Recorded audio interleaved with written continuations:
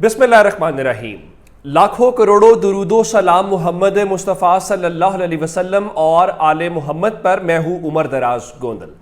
Justice काजी फायज ईसा साहब के charge संभालने के बाद इमरान खान के लिए एक नया बुलावा आ गया है और जस्टिस काजी फायज ईसा साहब जो कहते हैं कि वो आइन के पाबंद हैं और उन्होंने आइन के तहत हल्फ उठाया है और वो उस आइन को मानेंगे, वो सुप्रीम कोर्ट के माजी के फैसलों को नहीं मानेंगे, बाकी सब चीज़ें उनके लिए बाद में आएंगी।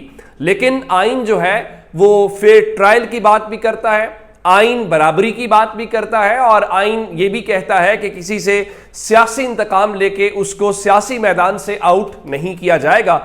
उम्मीद है कि जस्टिस काजी फायज ईसा साहब इन उसूलों के ऊपर और इन चीज़ों के ऊपर भी पाबंदी कराएंगे और अमली तौर पे हमें ये चीज़ें होती हुई दिखाई देंगी। मैं आपको जो पहली खबर देना चाहता हूं, आपको याद होगा अहम मामला जो है इमरान खान के हवाले से आपने देखा हो तो इलेक्शन कमीशन का रोल बड़ा ही इंपॉर्टेंट है। इलेक्शन कमीशन का काम इलेक्शन करवाना है, लेकिन उसका उन्हें पता नहीं है। बकौल आसिफ जरदारी के साहबजादे बिलावल जरदारी के चीफ इलेक्शन कमिश्नर को तो यह भी नहीं पता इलेक्शन किस तारीख को करवाना है। जो तारीख आएगी उसके अकॉर्डिंगली आगे देखा जाएगा।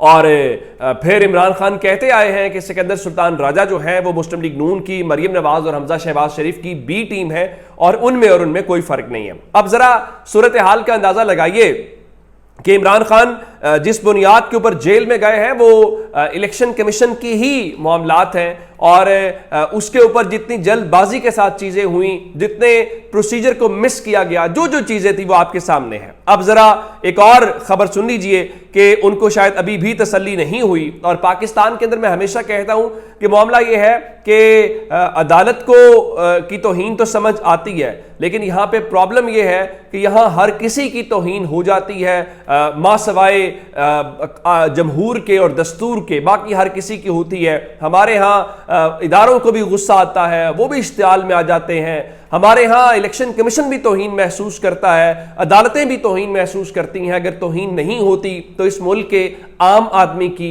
गरीब आदमी की, आम पाकिस्तानी की नहीं होती, जमहूर की तौहीन नहीं होती और अगर तौहीन नहीं होती तो पाकिस्तान के उस दस्तूर की नहीं होती। खबर जरा सुन लीजिए।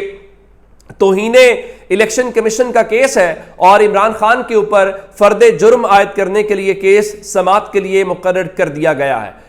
इमरान खान के ऊपर कितने केसेस बनाने हैं, इमरान खान के ऊपर कितने केसेस में आपने फर्दे जुर्म आयद करनी है। शायद ही पाकिस्तान की रियासत के अंदर इमरान खान के अलावा हमें कोई और बड़ा मसला दिखाई देता हो। लगता यह है कि पूरा सिस्टम के तमाम तर इदारे एक ही शख्स के लिए इस वक्त हमें मुतहरिक और इतने तेजी के साथ दिखाई देते हैं, उसका नाम इमरान खान है। खबर यह है कि इमरान खान के ऊपर जो फर्दे जुर्म आयद होगी सिर्फ इमरान खान नहीं बल्कि असद उमर और फवाद चौधरी के खिलाफ भी जो है वो केस समाअत के लिए मुकर्रर कर दिया गया है। और हालांकि इससे पहले आपने देखा कि फवाद चौधरी ने वहाँ पे दरख्वास्त के हवाले से माफ़ी शाफी मांगी, लेकिन उनकी बात जो है वो नहीं बनी। तो अब 5 केसेस जो हैं वो 26 तारीख को समाअत के लिए मुकर्रर किए गए हैं, जिसमें बताया गया है कि निसार अहमद दुरानी जो मेंबर हैं और उसके बाद शाह मोहम्मद जतोई, बाबर हसन भरवाना और इकरामुल्लाह खान जो हैं, जो चारों मेंबर्स हैं, वो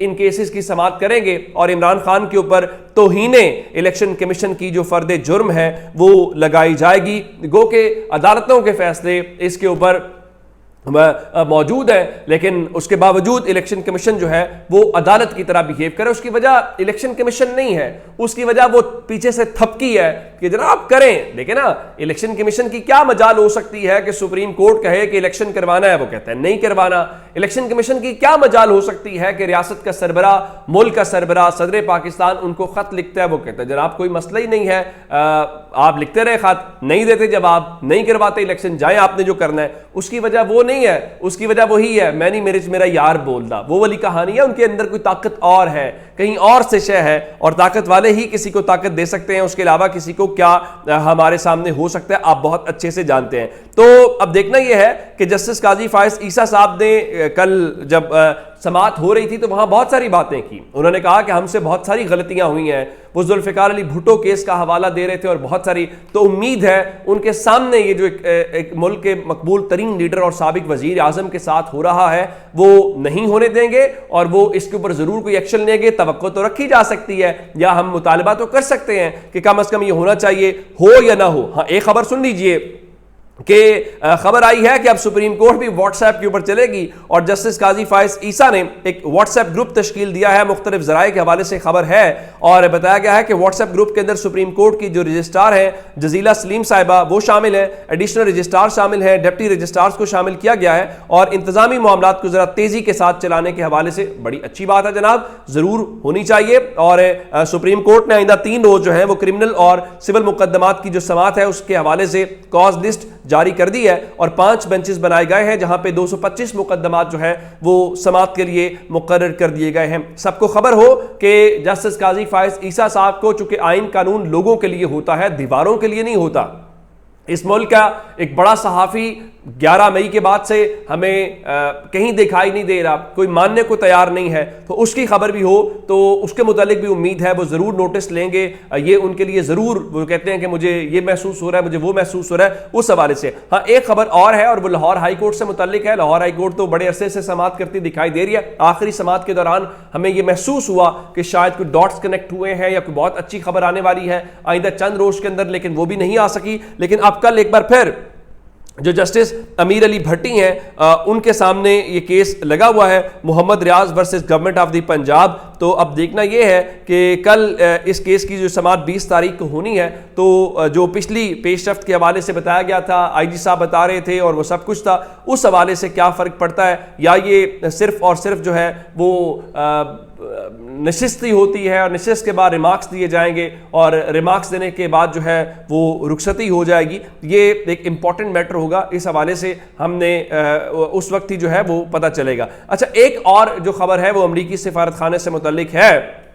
हमारे यहाँ हम क्रिटिसाइज तो बहुत करते हैं, लेकिन वही बात है कि पाकिस्तान के पिछले चंद सालों के अंदर बहुत सारे पाकिस्तानी जो मुल्क से बाहर जा रहे हैं वो पढ़े लिखे पाकिस्तानी हैं। अमरीकी सिफारत खाने ने यह बताया है कि सूरत हाल ये है कि पाकिस्तान से जो अमरीकी वीज़ों की डिमांड है, जो तलब है, वो बुलंद तरीन सतह के ऊपर पहुँच गई है। यानी इतनी तारीख में कभी भी लोगों ने उनके वीज़े के लिए अप्लाई नहीं किया या वहाँ जाने की ख्वाहिश का इजहार या कोशिश नहीं की, जो इस वक्त सूरत हाल है, जिसके ऊपर बताया गया है कि उन्होंने जो अपॉइंटमेंट का सिलसिला है जिसमें लोगों को लंबा चौड़ा इंतजार करना पड़ता था, उसको थोड़ा सा ईज किया है, थोड़ा सा उसको रिलैक्स किया है। मिसाल के तौर के ऊपर जो 2024 की अपॉइंटमेंट्स थी उनको 2023 के अंदर उन्होंने किया है और इस हवाले से उन्होंने कहा है कि उसमें मजीद कमी के लिए जो इकदाम है वो किए जा रहे हैं और अमरीकी सिफारत खाना जो पाकिस्तान के अंदर है उनकी जानिब से बाकायदा एक बयान भी जारी किया गया है। इससे आप सिचुएशन का अंदाजा लगा सकते हैं, लेकिन हमारे जो बड़े हैं, हमारे जो फैसला साज हैं, वो शायद इस तरफ ध्यान देते नहीं है या ध्यान देना नहीं चाहते,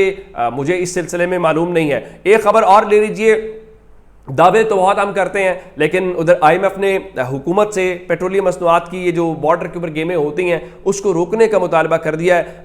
पता नहीं उनको रोकने का कहना चाहिए था, नहीं चाहिए था। यहाँ पे तो शोर बहुत ज़्यादा हो रहा है कि जी ये कार्रवाई हो रही है, जी वो कार्रवाई हो रही है। अगर तो कार्रवाइयाँ वाक़तन इतनी हो रही हैं तो मेरा नहीं ख्याल कि फिर IMF को कहना चाहिए, हम खुद उनको बताएंगे कि देखें हमारे जो कस्टम्स इंटेलिजेंस है उन्होंने ये पकड़ लिया है, वो हम तो उनके सामने नंबर शेयर करेंगे। हम तो बताया जा रहा है कि अब डॉलर्स के हवाले से घरों के अंदर छापे मारने हैं, फिर बताया जा रहा है कि तय खाने से इतने अरब वो निकाल लिए हैं। तो मालूम नहीं है कि ये सिलसिला जो है वो कब तक पाए तकमील तक पहुंचेगा। और जो हर बार हम एहतसाब शुरू करते हैं, हर बार लोग कहते हैं जी डंडा चलना शुरू हो गया है, अब डंडा इस बार जो होगा, तो हर बार यही होता है। हम सादा हैं कि वो भी चाल नहीं बदलता और हम इतने सादा हैं कि हर बार उसकी चाल में आ जाते हैं। तो ये सिलसिला कई सालों से है, शायद इस बार उसमें कोई अलग हो, ये भी देख लेते हैं। अपना बहुत सा ख्याल रखिएगा। खुदा हाफिज।